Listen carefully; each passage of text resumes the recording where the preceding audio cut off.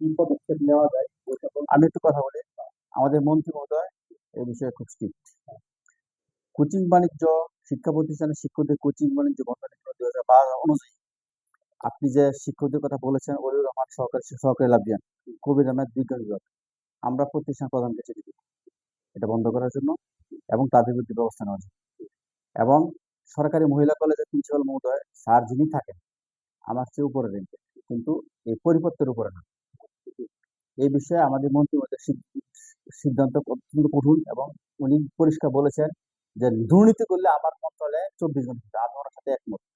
এবং আমি এই নীতিমালা ধরে প্রিন্সিপাল স্যারকে চিঠি দিব এবং এই বাণিজ্য বন্ধ করে দিব। যদি বন্ধ না হয় আপিল করে দেবো, প্রয়োজনীয় ব্যবস্থা গ্রহণ করে দেবো।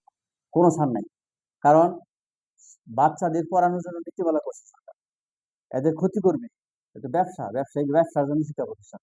আমি এবারে প্রয়োজনীয় ব্যবস্থা নিব ইনশাআল্লাহ। ধন্যবাদ আপনাকে।